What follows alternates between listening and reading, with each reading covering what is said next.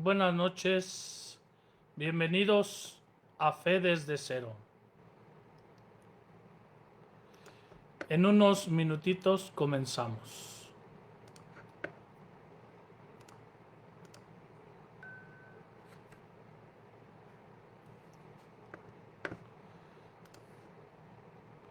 Buenas noches en YouTube, bienvenidos a Fe desde Cero.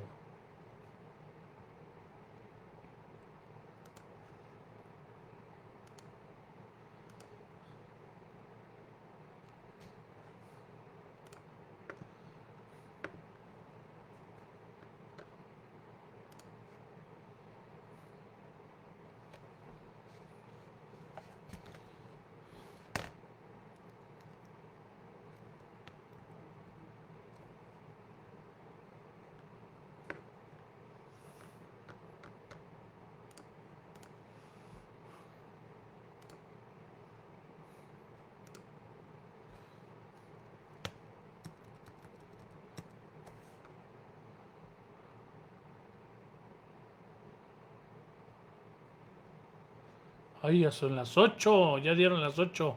Bien rápido. Bienvenidos a Fe desde Cero, me da mucho gusto saludarles de nuevo. Aquí estamos continuando con la catequesis y la evangelización. Hoy hablaremos de algunos temas y cerramos ya la catequesis sobre la Eucaristía. Comenzamos. Hoy que es día del Santo Cura de Ars, pues vamos a hacer unos cantitos que hablen de la acción pastoral, de la evangelización, la misión, el llamado del Señor a anunciar a los pobres la buena nueva. En nombre del Padre, del Hijo y del Espíritu Santo. Amén.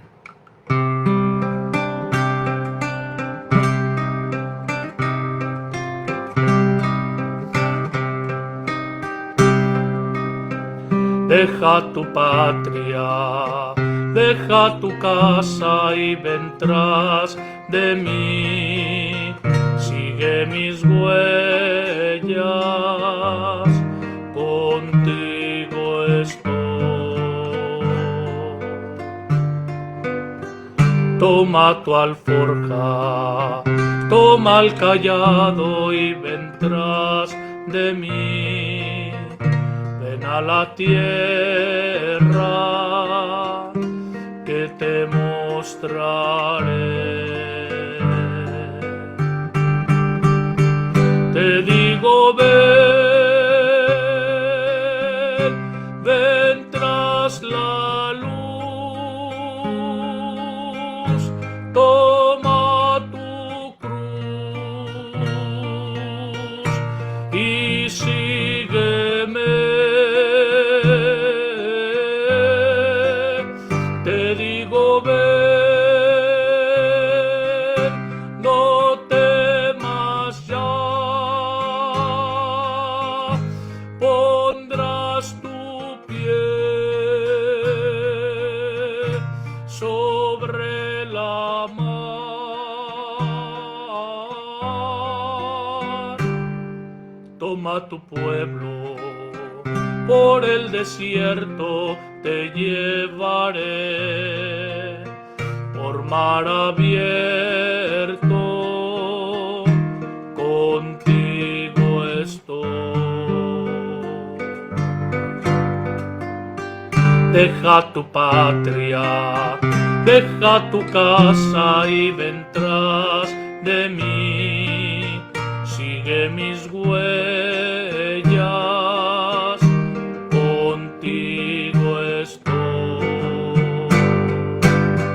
Te digo ven, mira hacia el sol, toma tu amor y sígueme.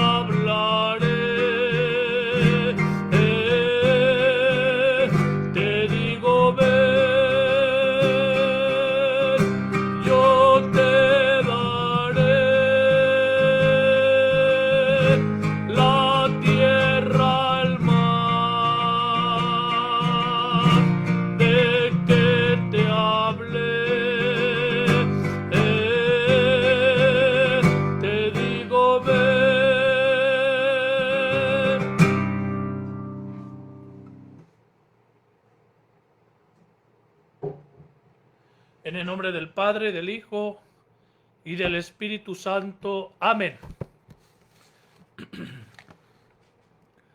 Bueno, queridos hermanos, hace 8 días hablábamos de este motu propio del Papa Francisco, Traditionis Custodes.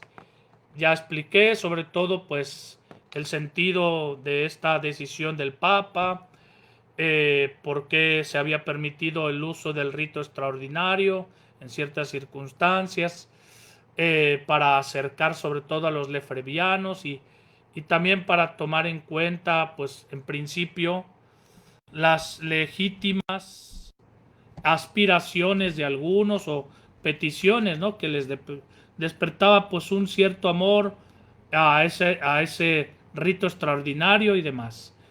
Y que sin embargo pues no se logró el objetivo en estos años, porque era acercar, no dividir, era acoger a todos, mas no los que eran recibidos o acogidos hicieran de su capa un sayo, es decir, que simplemente usaran eso de pretexto para ir creando un cisma en la iglesia, una separación. De hecho, por eso les decía que el Papa Francisco consultó a los obispos de todo el mundo, les dijo, oigan, ¿cómo se va desarrollando esto en sus diócesis? Y lamentablemente, pues la mayoría de los obispos le dijo que en vez de servir para la unión, estaba sirviendo para la división. Y el Papa, que es, como dice San Ignacio de Antioquía, que es el que preside la caridad a todas las iglesias y es el artífice de la unidad en la iglesia, pues no puede permitir esos cismas. Y entonces ha tomado esta decisión pastoral, que solamente bajo el discernimiento del obispo se puede celebrar en ese rito extraordinario, porque ya no es posible permitir que vaya creciendo esta confusión o este cisma, ¿no? Y más con aquellas voces ilegítimas que van sacando de revelaciones privadas y de no sé qué cosas, que el Papa es antipapa, que el anticristo, que es masón, una serie de tonterías, ¿verdad? Que como decía mi abuelita, te deberían de lavar la boca con jabón, ¿verdad? Por decir esas tonterías, ¿no? Y bueno, pues al fin y al cabo todo esto en el contexto de la Eucaristía, porque al fin y al cabo, queridos hermanos, acuérdense que la comunión en la iglesia no consiste en llevarnos bien. Eso se llama empatía, sí, también se llama amor, y nos debemos llevar bien, ciertamente, pero eso no es la comunión en principio, porque eso, pues bueno, pues te puede caer alguien mejor, alguien peor, etcétera. Segundo, no es estar de acuerdo en todo, eso se llama consenso, y no es ponernos de acuerdo, pues eso es un consenso. Entonces, ¿qué es la comunión en la iglesia? Que estamos afincados todos los católicos de todos los colores, de todas las razas, los pueblos, las lenguas y las naciones, de todos los carismas laicales, en las parroquias, en las diócesis, de toda la vida consagrada, de todas las mismas iglesias particulares, es decir, diócesis de todo el mundo, estamos afincados en una sola fe. Eso es la comunión de la iglesia, una sola fe. Como dice un canto, ¿verdad? Y dice la Escritura, un solo Señor, una sola fe, un solo bautismo, un solo Dios y Padre de todos, ¿verdad? Una sola fe. Por eso la iglesia primitiva se introdujo el rezo del credo durante la Eucaristía para identificar a los que, pues a los intrusos. Por eso no se dice creemos, sino dice sí creo. Es como una contraseña. Yo creo en esto. A ver, ¿tú crees lo mismo que yo? Sí. A ver, dime el credo, que es el nuestro, y yo creo tal, ¿verdad? Y se rechaban el credo. Entonces, una misma fe, primer punto de la comunión en la iglesia. Segundo punto de la comunión en la iglesia, en los sacramentos, Precisamente son los que nos hacen participar de manera eminente de la vida que nos ha obtenido, la vida eterna que nos ha obtenido el misterio pascual de Cristo. Es una participación profunda, sacramental, efectiva del misterio pascual de Cristo. Entonces, por lo tanto, la Eucaristía y la celebración de la Eucaristía y de los demás sacramentos debe cuidarse muchísimo. Por eso hasta hay penas en la iglesia para los sacerdotes que cometan abusos contra la liturgia y contra los sacramentos y la Eucaristía.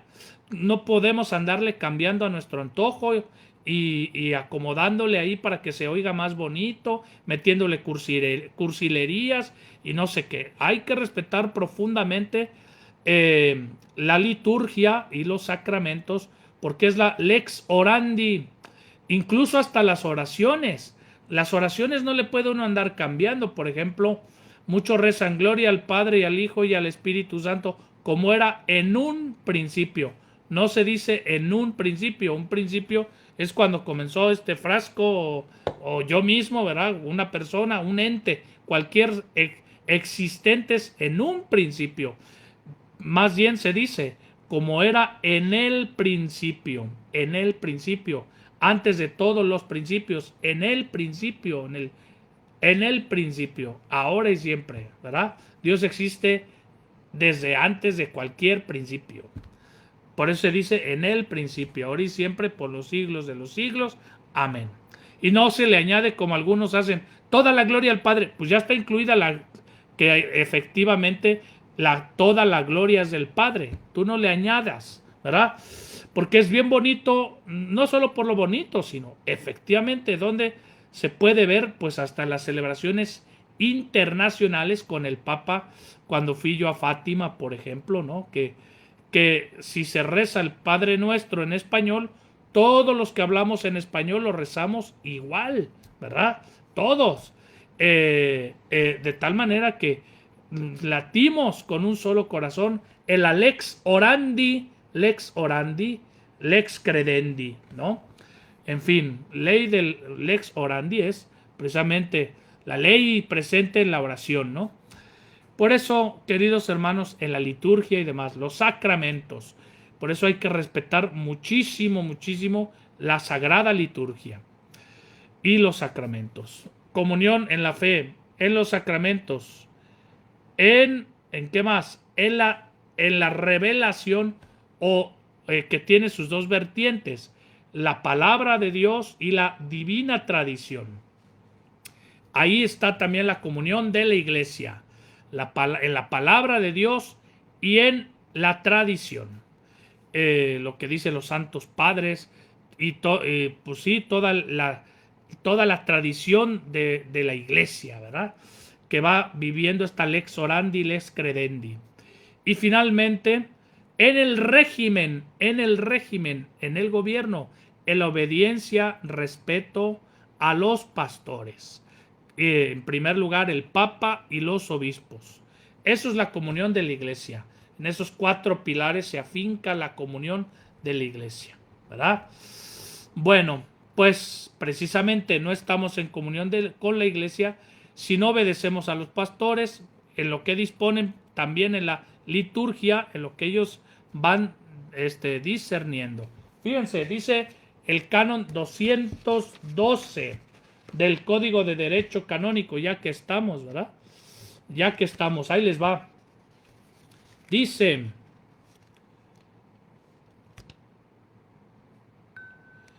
bueno, para empezar, dice el canon 209, los fieles están obligados a observar siempre la comunión con la iglesia, incluso en su modo de obrar, porque no es nada más que, yo de palabra y digo que sí creo y que no sé qué. No, Señor, en tu modo de obrar también, ¿no? Y luego dice el canon 212, los fieles conscientes de su propia responsabilidad están obligados a seguir por obediencia cristiana, es que es parte del ser cristiano, si no, no tienes obediencia cristiana, no tienes una fe cristiana, católica, ¿no? Todo aquello, los fieles conscientes de su propia responsabilidad, están obligados a seguir por obediencia cristiana todo aquello que los pastores sagrados, en cuanto representantes de Cristo, declaran como maestro de la fe o establecen como rectores de la iglesia. Ahí está. De hecho, así lo dicen los Hechos de los Apóstoles.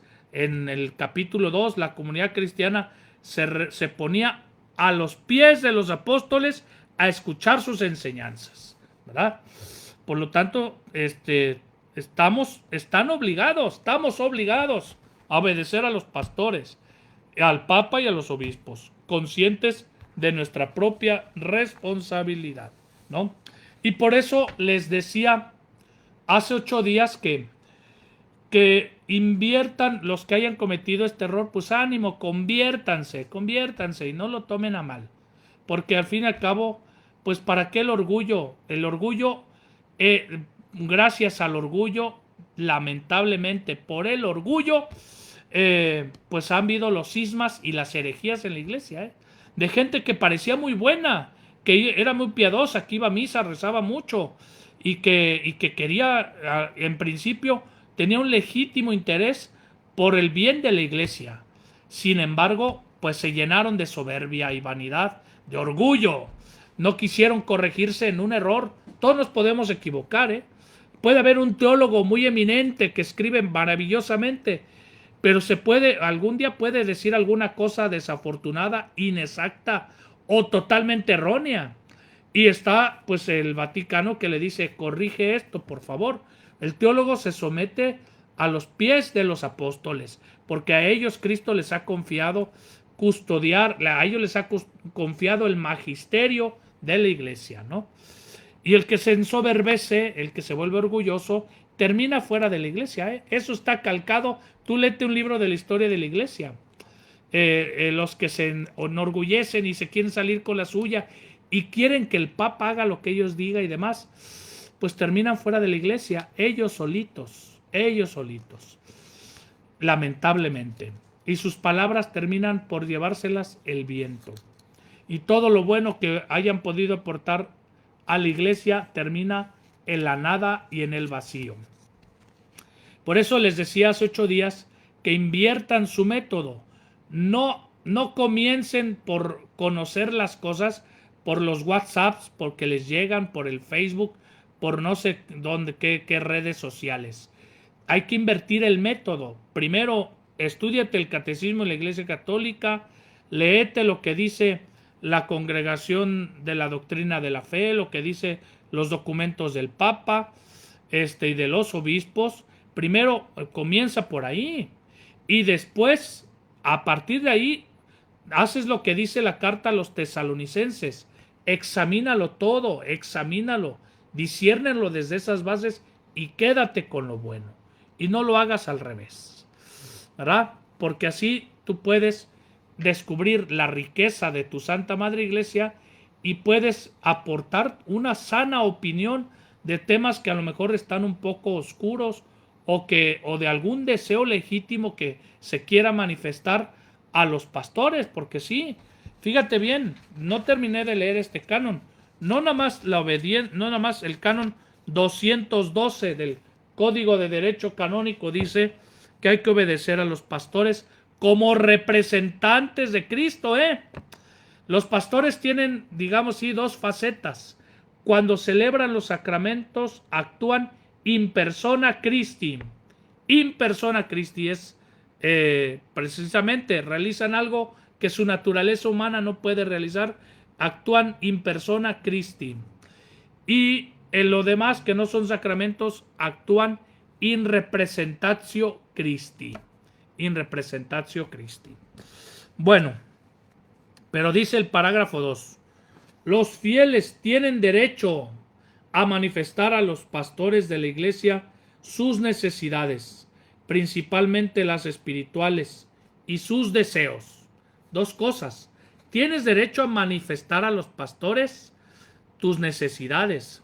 Por ejemplo, está creciendo mucho el territorio parroquial, allá cuando yo estaba en Apodaca, por ejemplo, que se iban construyendo nuevas colonias y llegando gente de todo el país por los parques industriales, y claro, ya les quedaba demasiado lejos el templo parroquial, e incluso las capillas que estaban ya dispersas en las otras colonias y que pertenecían a la parroquia, también les quedaba lejos y pues ni modo, había necesidad de ni modo, no es una cosa lamentable, Dios nos libre, ¿no? Más bien, mejor corrijo, bueno, pues había la necesidad de abrir una nueva capilla y los fieles tienen derecho a decirle al padre, ay padre, pues ya sé que tiene mucho trabajo y demás, pero una misita, siquiera una vez a la semana, ¿cómo ve? Tal.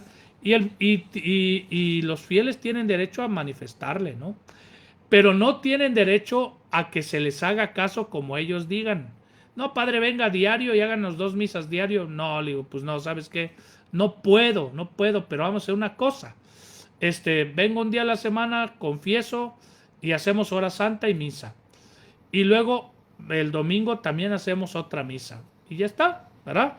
Y así vamos organizando. Y tú, mira, doña Mepomucena, que me andas sacando aquí a la gente, me parece muy bien.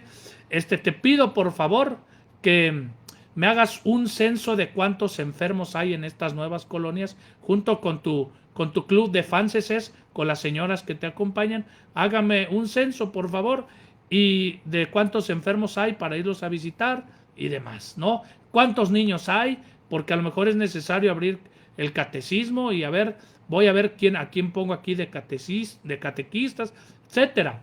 Los fieles pueden manifestar sus necesidades y también sus deseos, aunque no sea muy necesario, pero también sus deseos, ¿por qué no? ¿Verdad? Siempre y cuando sean legítimos, no tonterías ni ocurrencias, ¿no? Padre, tengo yo un deseo de que se consagre estas colonias a la Virgen de Guadalupe y el Día de la Guadalupana, hacer una consagración, porque mire, yo vengo de allá de Querétaro y allí se hace la peregrinación más grande de todo el país y creo que del mundo hacia un santuario mariano, en este caso hacia la Basílica, insigne y nacional Basílica de Guadalupe. Y ya me dijeron que usted se ordenó allí en la Basílica de Guadalupe, padre. Así que por favor, no sea mala onda. Deseo eso, ¿cómo la ve? Y pues claro, es un deseo bueno, legítimo, válido, verdadero, noble, justo, ¿verdad? Los fieles tienen derecho a acercarse a los padres y todo, ¿verdad? Y manifestar sus deseos con educación, con buenas maneras, pidiéndolo oportunamente y demás. Y habrá veces que no se puede, ¿verdad? Por eso tienen derecho a manifestarlo, pero no tienen derecho a que se cumpla cuando ellos lo dicen o como ellos lo dicen, porque a veces pues no se puede, pero se hace un esfuerzo, ¿verdad? Y tiene derecho, aquí el código no dice que nada más una vez, puedes insistir, ¿verdad? Puedes insistir. Luego dice, tienen derecho y a veces incluso el deber en razón de su propio conocimiento. Tienen derecho, sí, claro está. Y a veces el deber, primero, en razón de su propio conocimiento. Nada de hablar a lo menso y opinar por opinar, que no te dé ataque de opinionitis, ¿no? Si tienes conocimiento, si tienes competencia, porque el que habla se compromete, no nada más tienes que pedir o dar tu opinión, sino también el que habla se compromete en qué le vas a entrar si estás pidiendo, ¿verdad? Y además tu prestigio, porque si eres una persona argüendera, una persona chismosa, una persona venenosa, cizañosa, pues ¿cómo te atreves a dar una opinión, verdad? Si nomás sale veneno de la boca, ¿verdad? Y pura ignorancia y nomás andamos ahí armando revueltas, ¿no? Debes conocer, debes tener conocimiento de causa, competencia y prestigio. A manifestar los pastores sagrados su opinión sobre aquello, fíjate bien, no de tonterías.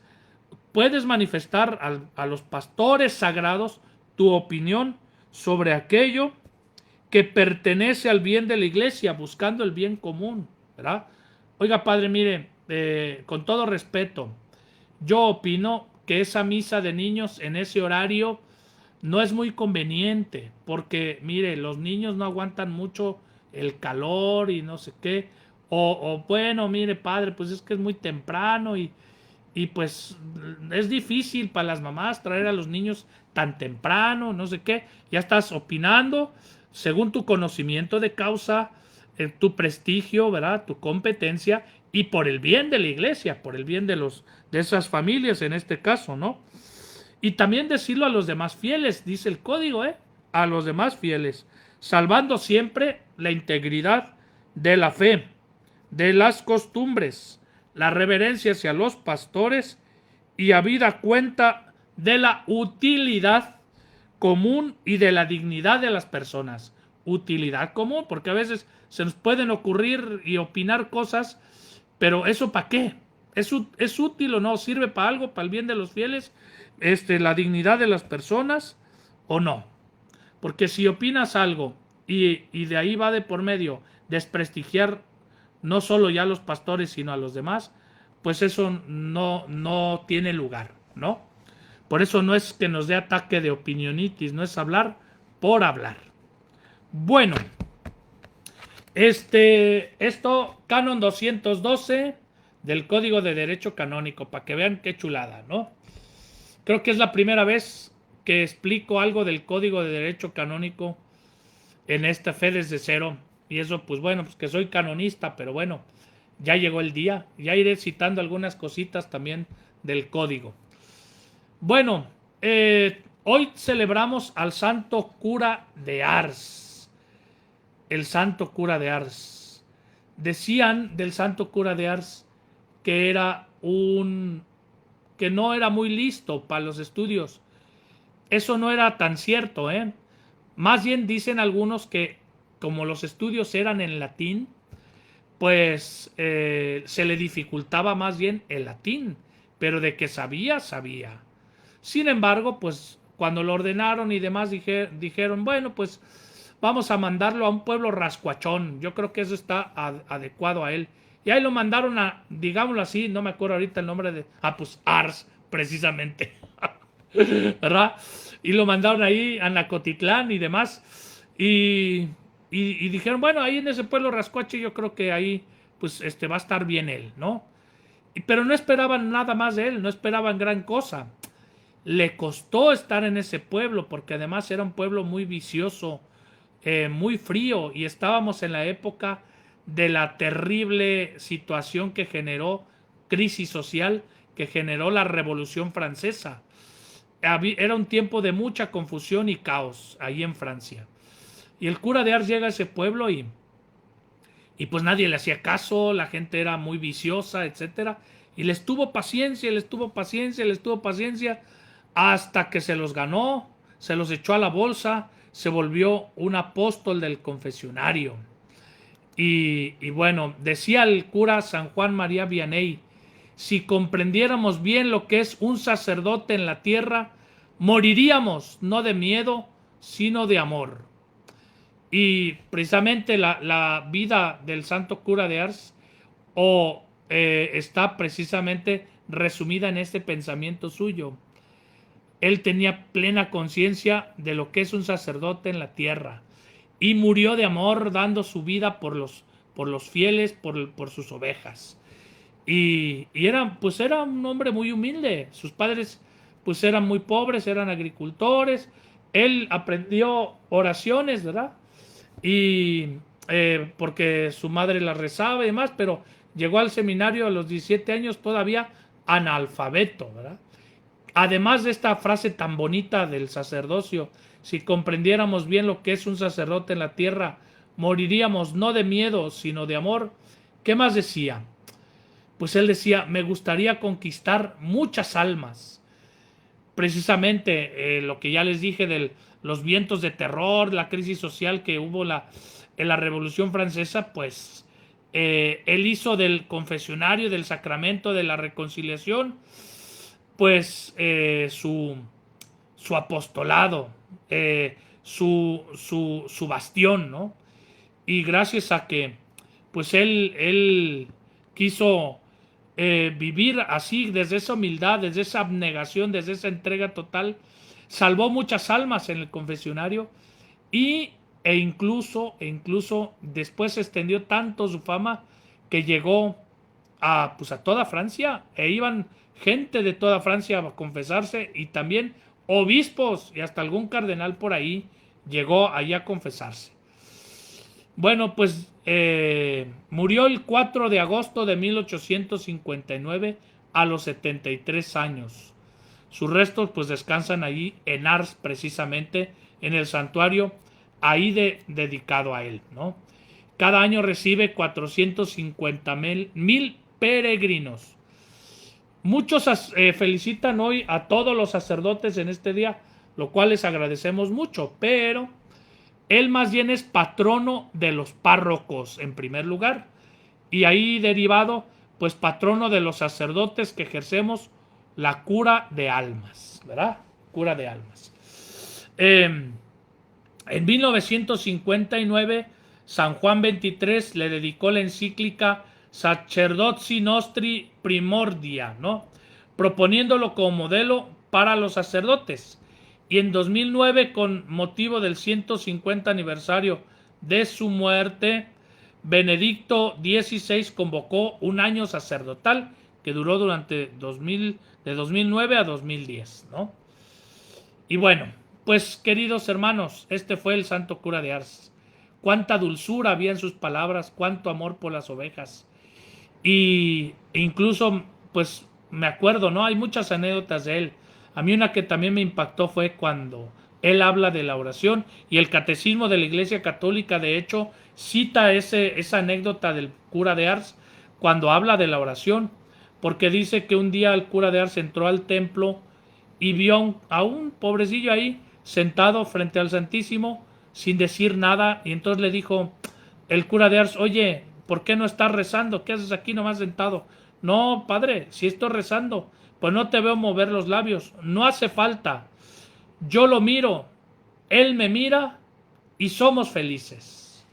Yo lo miro, él me mira y somos felices. Bueno, pues ahí les encargo un apapacho a su párroco, una felicitación, tengan algún detalle, aunque hoy se les haya olvidado, no pasa nada, mañana es jueves sacerdotal, pues pueden agarrar de pretexto eso también para seguirlo felicitando, y sobre todo en esta época de coronavirus, que muchos párrocos la han pasado difícil, la han pasado canutas, porque pues pues ya saben, se cierran los templos, mantener a los empleados contratados en la parroquia no fue fácil, y pues las familias que están detrás de ellos, muchas penas sufrieron los párrocos en este año de pandemia. Muchas ovejitas, bueno, fueron llamados a la casa del Padre, pero aún así, pues es un trago muy amargo cuando los ven morir y todo eso. Ahí recen por su párroco y demás, ¿no? También yo quería mencionar una cosa sobre la primera lectura de hoy, que a mí siempre me deja impactado. La primera lectura de hoy, pues es del libro de los Números, capítulo 13. Ahí si ustedes lo quieren leer después, Números capítulo 13. ¿Por qué quiero citar la lectura de hoy? Porque hay un hecho ahí que siempre a mí me ha dejado hasta me pone la piel de gallina, ¿no? Porque, fíjate bien, ahí tenemos al pueblo de Israel. Ya el Señor los hizo salir de Egipto, les hizo cruzar por el desierto, murmuraban constantemente, adoraron un becerro de oro, y no obstante Dios les perdonó esa idolatría. Blasfemaban mucho, murmuraban mucho, pedían carne, Dios se la daba, su vestido no se gastó, no pasaron hambre, ni frío, ni calor. Dios les dio el maná, les dio agua, los cuidó. Tenían un montón de signos y de hechos delante de sí para descubrir que Dios los cuidó en esa travesía por el desierto. Y habían pasado realmente pocos meses de su salida de Egipto, realmente. Y iban a entrar pronto a la tierra prometida, porque Dios cumple sus promesas. Y entonces ya a las puertas de la tierra prometida mandan unos exploradores, y cuando regresan, fíjate qué tontería a mí, por eso yo me quedo de a 6, fíjate qué tontería.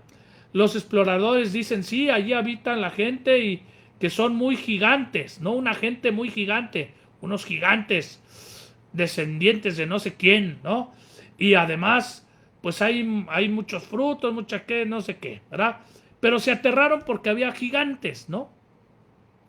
Y entonces el pueblo de Israel empezó a dar alaridos, a blasfemar, a decir, nos han traído aquí para morir, no la vamos a armar, no la vamos a hacer, no vamos a poder lograr conquistar esta tierra, no va a alcanzar el alimento para todos, a murmurar, ¿no? Y diciendo, no se puede conquistar. Entonces Dios dijo, basta, ya te mostré muchos signos, muchos milagros, muchas cosas. Tú dices que no se puede, pues no se puede, y vas para atrás. Esta generación no va a entrar en la tierra prometida, van a entrar sus hijos. Y ustedes, hasta que muera esta generación, van a entrar a la tierra prometida. 40 años vagaron por el desierto. Todo por su incredulidad, todo por decir no se puede, no se puede. Por eso yo creo que una de las grandes ofensas, queridos hermanos, que le hacemos a Dios es precisamente la incredulidad, el decir no se puede. No es lo mismo decir tú no puedes o yo no puedo a decir Dios no puede. No es lo mismo. Ya de entrada ni tú ni yo podemos. Eso ya se sabe. Eso ya está de cajón. Pero tú no pierdas la paz. Porque si tú y yo pudiéramos, entonces ¿para qué vino Cristo a morir en la cruz? Si bastara con nuestras fuerzas para salvarnos. Pero no, para eso Dios envía a su Hijo. Porque tú y yo no podemos. Pero de ahí que tú digas que no, Dios no puede, eso es una gran ofensa. Por eso Jesús también se molesta con un hombre que le pidió que le curara a su hija y le dice así, le dice de muy mala manera. Por eso tiene mucha razón ese dicho que dice, en el pedir está el dar. Señor, mi hija está enferma, si algo puedes, ayúdala. Jesús se enfada y dice, ¿qué es eso de que si algo puedo? Todo es posible para el que cree.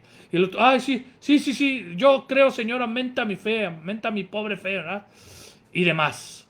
Por eso, queridos hermanos, no digas al Señor, tú no puedes, o esto no se puede, porque el Señor te dice, pues apaga la luz y vámonos, pues tú dices que no se puede, pues yo te respeto. También por eso ha dicho el Señor Jesús, cuando pidan con la certeza de que ya están recibiendo lo que están pidiendo. Y si no es voluntad de Dios, esa no es tu bronca. Ya Dios se encargará de si te conviene o no. Pero pide sin dudar. Porque si tienes dentro el Espíritu Santo, estás en sintonía con Dios. Si estás en gracia, el Espíritu Santo gime dentro de ti y te inspira lo que hay que pedir. También hay una anécdota de la Virgen Santísima de Fátima que dice que cuando los pastorcillos le llevaron algunos papelitos con las peticiones de la gente, la Virgen los tomó y los tiró, como si los despreciara, digamos así. Y los pastorcitos se quedaron de a 6 y dijeron, ¿por qué haces eso, madre mía? Y ella dijo, con razón mi hijo les concede tan poco. Porque piden cosas así bien pichicatas y mezquinas, como diciéndole al Señor, tú no puedes hacer cosas grandes, yo me encargo de las cosas grandes. Y para que no digas, te doy algo de chamba, ahí te dejo eso, ahí para que no digas. Y por eso Dios no hace nada por ti. Por eso, queridos hermanos, Dios puede hacer cosas grandes porque el poderoso ha hecho obras grandes por mí, su nombre es santo, dice el Magnificat. Pero el punto es cómo pides, si tú crees o no crees, ¿no? Por eso también en el Evangelio de hoy el Señor se la hace un poco cansada a la mujer cananea que era extranjera, porque los judíos le llaman perros a los que no son judíos. Y Jesús se la hace cansada para ponerla de ejemplo, porque esos que van con él no habían creído en Jesús, no obstante que habían visto muchos milagros. Y esta pobre mujer que no había visto ningún milagro, nada más había escuchado de la fama de Jesús, mira qué grande fue la fe, que no le importó hasta decir, sí Señor, pero hasta los perritos comen las migajas que caen de las mesas de sus amos. Qué grande es la fe de esta mujer. Y eso es la fe. Si la fe es creer lo que tú puedes comprender plenamente, lo que tú puedes dominar, entonces no es fe, pues es tus fuerzas humanas, es tu intelecto humano y demás.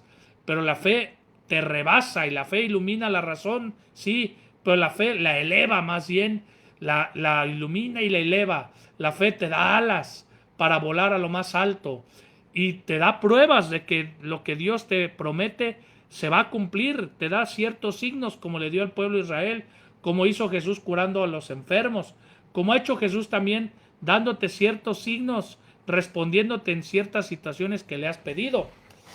Por eso, queridos hermanos, cuidado con decirle a Dios, no se puede, o pedir dudando y demás. Pidámosle al Señor, aumenta mi fe, porque Dios dice, tú dices que no se puede, yo ya estaba dispuesto a darte todo. Yo sí puedo, ya lo tenías en bandeja de plata, pero dudas o ni me pelas y ni pides y estás todo neurótico, toda neurótica sin poder dormir. Ay, ¿qué hago con este problema? Ay, ¿qué hago con esta dificultad? ¿Y cómo hago para perdonar? ¿Y cómo hago para conseguir dinero? Etcétera. Y Dios dice, si oraras más, si me pelaras un poco más, otro gallo te cantaría. Bueno, queridos hermanos, eso en cuanto el evangelio de hoy, ¿no? Y finalmente, pues hoy cerramos la catequesis de la Eucaristía. Pues ya hablamos de todo el rito, ¿verdad? Y que sobre todo la plegaria eucarística 2 dicen que es la que más se parece a la Eucaristía o al esquema de San Hipólito de la iglesia primitiva, ¿no? Que ya les dije, pues existe el rito introductorio, el rito penitencial, la liturgia de la palabra, el rito de ofertorio, la liturgia eucarística, ¿no? Que tiene varias partes, el prefacio, el santo, el memorial, o el canon, ¿verdad? Donde es la parte central de la Eucaristía, que es la consagración, como decimos coloquialmente. Y después de la consagración, pues viene orar por toda la iglesia, vienen las intercesiones, le decimos al Padre, te ofrecemos el pan de vida y el cáliz de salvación y te damos gracias porque nos haces dignos, tú nos haces dignos de servirte en tu presencia. Por eso la gente que dice, yo no comulgo en la mano porque soy indigno y no sé qué, pues yo creo que han ido a misa y nunca han puesto atención, sinceramente. Nunca han puesto atención, porque así lo dice ya la plegaria eucarística, nos haces dignos de servirte en tu presencia. Tú nos haces dignos, por nosotros, no, hombre, pues ¿qué vamos a ser dignos? Por eso el Señor dice, cuando ustedes oren, oren así. Ya nos podemos atrever a llamarle a Dios papá, porque Jesús nos ha hecho dignos y Él nos ha enseñado, nos ha dado permiso de tener ese atrevimiento, digámoslo así, ¿no? Te pedimos humildemente que el Espíritu Santo congregue en la unidad a cuantos participamos del cuerpo y la sangre de Cristo. Y luego comienzan las intercesiones. Acuérdate, Señor, de tu iglesia extendida por toda la tierra. Ayuda al Papa, a nuestro obispo, ¿no? A los pastores y demás, ¿no? Acuérdate también de nuestros hermanos. Y ahí se hacen intercesiones también por necesidades particulares, por los que se casan si es una boda, por los que hacen la primera comunión, etcétera. Y también intercedemos por los difuntos y por todos los vivos y por toda la humanidad, ¿no? Y al final, mirando al cielo, nos ofrecemos en Cristo al Padre y decimos, merezcamos, Señor, por tu Hijo Jesucristo, compartir la vida eterna y cantar tus alabanzas. Ten misericordia de todos nosotros, y así con María, la Virgen Madre de Dios, con San José su esposo, los apóstoles, y cuantos vivieron en tu amistad a través de los tiempos, merezcamos por tu Hijo Jesucristo compartir la vida eterna y cantar tus alabanzas. ¿Y por qué vamos a hacer eso? Por Cristo, que Él nos ha obtenido la vida eterna, y con Cristo y en Cristo. A ti, Dios Padre Omnipotente, la unidad del Espíritu Santo, todo honor y toda gloria por los siglos de los siglos. Y la asamblea tiene que responder con un amén contundente y potente, no pasguatamente, ¿verdad? Bueno, queridos hermanos, esa es la Eucaristía. Y luego, pues ya el rito de comunión que ya expliqué y demás.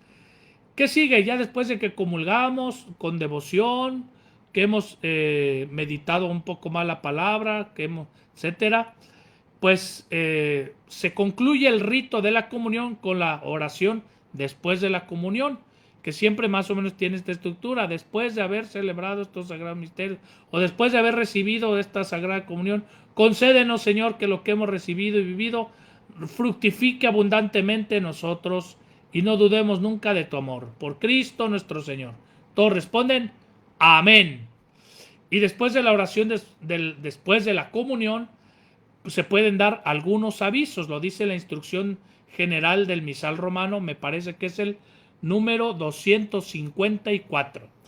Y ahí dice, bueno, ya después de esa oración, incluso hasta se pueden sentar otra vez todos, se dan algunos avisos, se puede decir algún mensaje, etcétera, ¿no? Por ejemplo, en las misas donde hay aniversario de un sacerdote que invita a otros curas, pues si el que preside le pide a otro que le dé la homilía, pues ya está. Y luego él al final da otro mensaje, ¿no? El festejado da otro mensaje, qué sé yo, ¿verdad? En algunas bodas, pues no es parte del rito de la boda ni nada, pero pues algunos quieren decir alguna cursilería.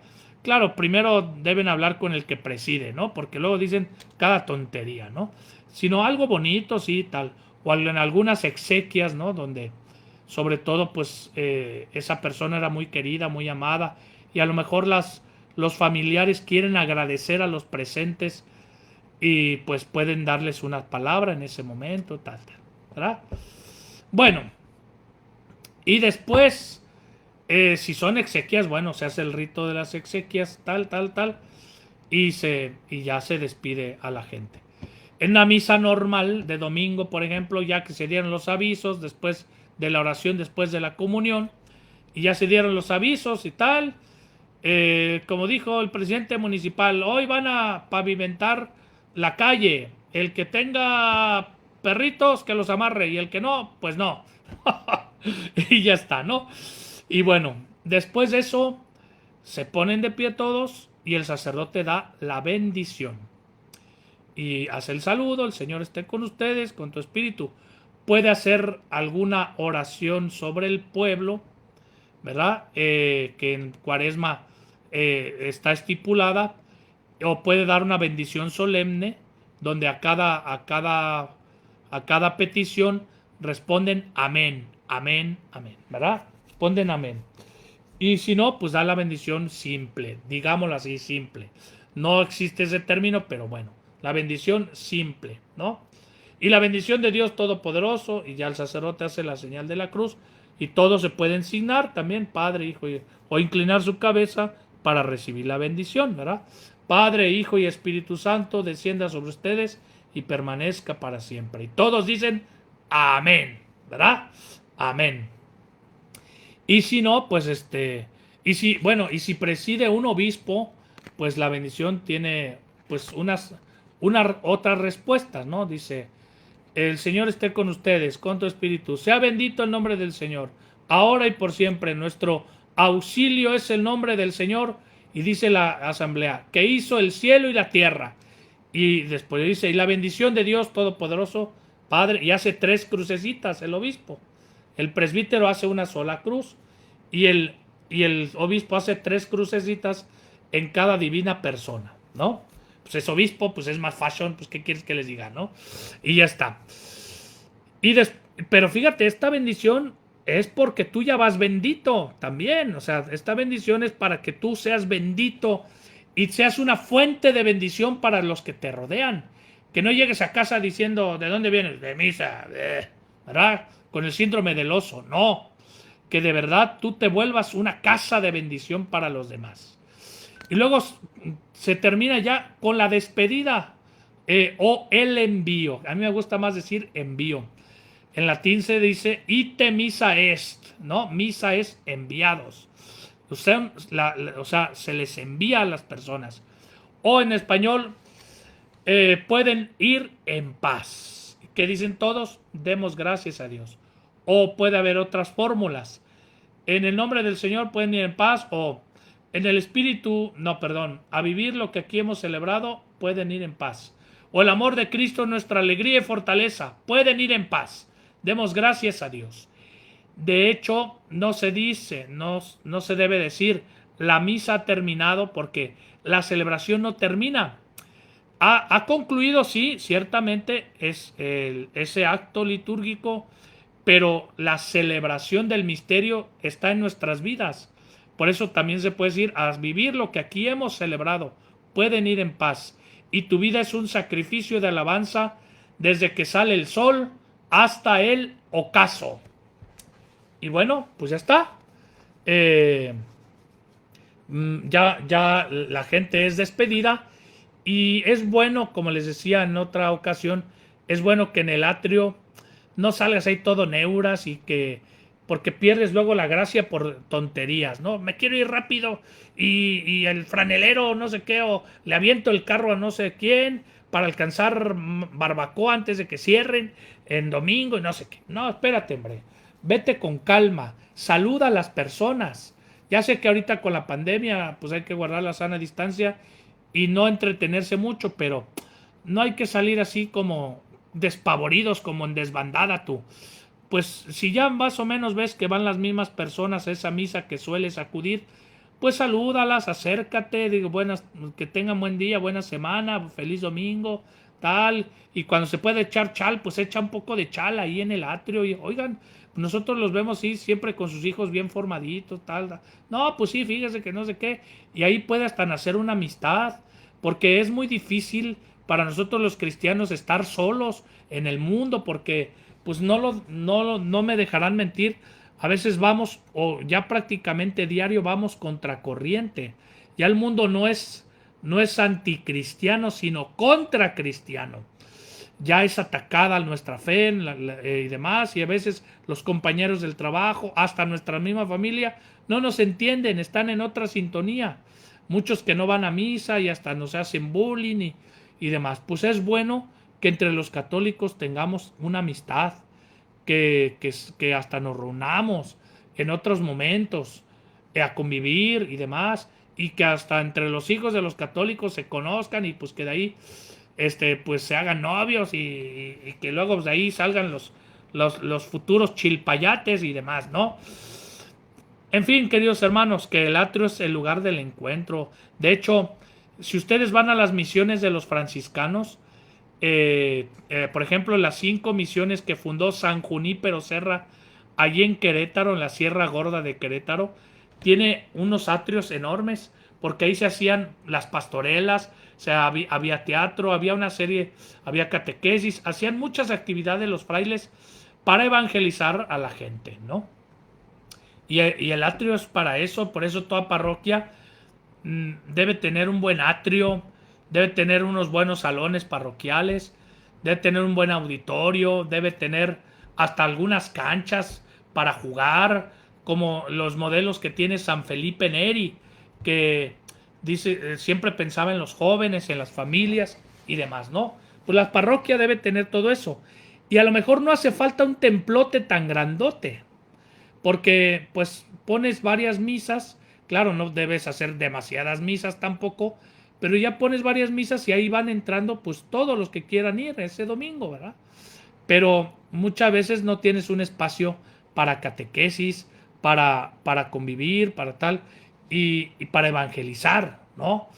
No nada más tener una pastoral de conservación, nada más los que van a misa, sino también una pastoral de evangelización, de acercarte a los alejados, iglesia de puertas abiertas y en salida, etcétera.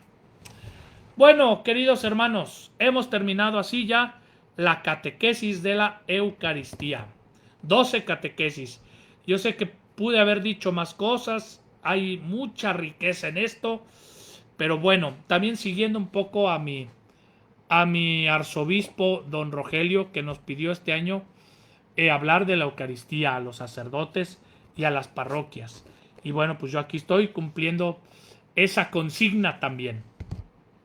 Esa fue la directriz pastoral también para este año, aquí en mi arquidiócesis de Monterrey. Y bueno, ánimo, pues recen por sus párrocos y por todos los sacerdotes que ejercemos cura de almas.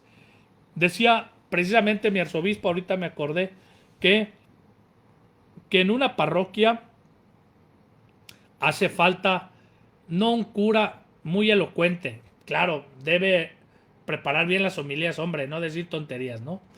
Pero muchas veces la gente quiere el cura taquillero, ¿no? El cura que apantalle, que sea carismático, que sea guapo, que sea no sé qué, ¿verdad? Pero decía don Rogelio cuando era, no, sí, ya era obispo, no, cuando era párroco, ¿verdad? Decía, hace falta que un sacerdote sea santo. Pon un santo en la parroquia y te cambia toda la parroquia, te transforma toda la parroquia. Y de hecho es así, pon un santo en la iglesia, un solo santo, y transfigura la iglesia, la cambia. Si no, mira, ahí tienes San Francisco de Asís, que era laico, al principio era laico, y luego se pusieron muy nerviosos por ser, porque dicen, ¿cómo siendo laico haces tanto y cómo no eres cura, no? Y lo quisieron ordenar, pero bueno, él decía que estimaba tanto el sacerdocio que no se sentía digno, que lo dejaran en paz, que él así estaba bien. Pero al fin y al cabo, pues lo hicieron diácono. San Francisco de Asís llegó al diaconado y ya está, ¿no? Pero fíjate, pon un santo en la iglesia, en una parroquia, y ahí esa parroquia se vuelve luz, sal, tal. Por eso los que vengan a las parroquias o los que acudan a las parroquias, por favor, conviértanse. No anden en el chisme, en el argüende, en ser tiquismiquis, en las envidias, en las rivalidades, en perder el tiempo.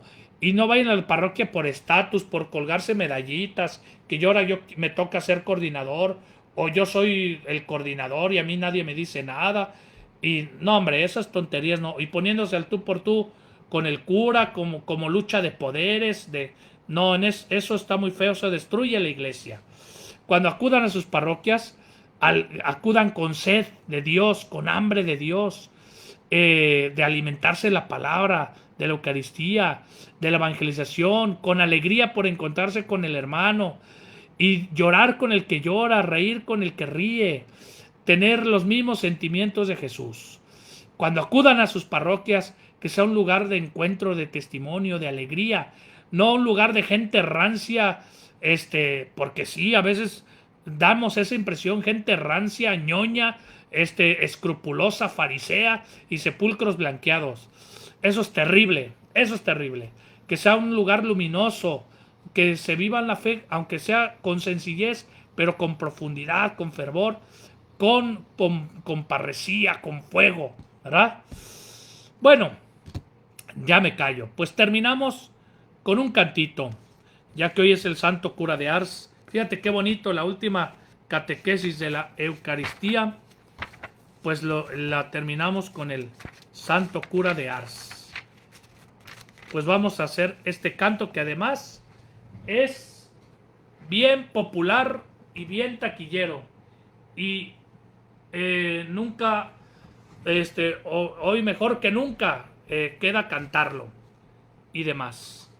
Vamos a ser pescador de hombres.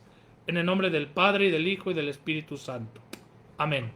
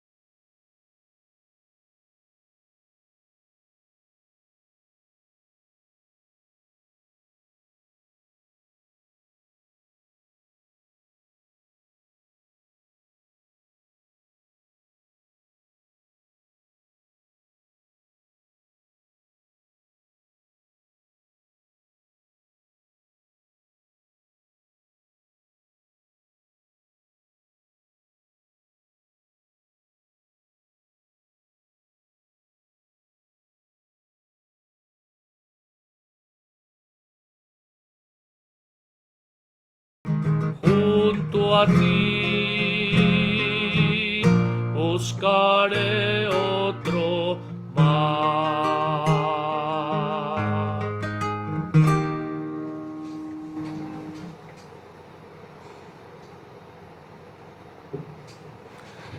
Santo cura de Ars, ruega por nosotros. O mejor dicho, San Juan María Vianney, ruega por nosotros. El Señor esté con ustedes y con tu espíritu. La bendición de Dios Todopoderoso, Padre, Hijo y Espíritu Santo, descienda sobre ustedes y permanezca para siempre. Amén. Ánimo y pa'lante. Que estén muy bien, muchachos y muchachas. Nos vemos, Dios mediante, dentro de 8 días. Voy a tener un invitado por primera vez. En Fe desde Cero voy a tener un invitado muy especial. El doctor Jorge. Ay, ya se me olvidó su apellido. Espérenme tantito. Jorge Chapa. Que él es virólogo, hizo su doctorado. No nomás es doctor por ser médico o médico, que le dicen doctor. Bueno, ustedes me entienden, ¿no? Es médico, pero hizo un doctorado en Alemania sobre los virus y demás. Y nos va a hablar pues sobre su experiencia y bueno, pues compartirnos su reflexión sobre las vacunas también, porque ahorita hay pues esa situación, ¿verdad? Muchos tienen muchas dudas, muchos tienen miedo. Es muy comprensible, ciertamente, porque pues estamos viviendo una situación muy confusa y demás, y son legítimas sus dudas y demás. Y entonces él nos viene a compartir su experiencia, sus estudios y sus conclusiones como todo un profesional y especialista en la materia, que es para que nos hable un poco de las vacunas. Bueno, Dios los bendiga y bueno, ya les di la bendición y que tengan un feliz descanso. ¡Chao!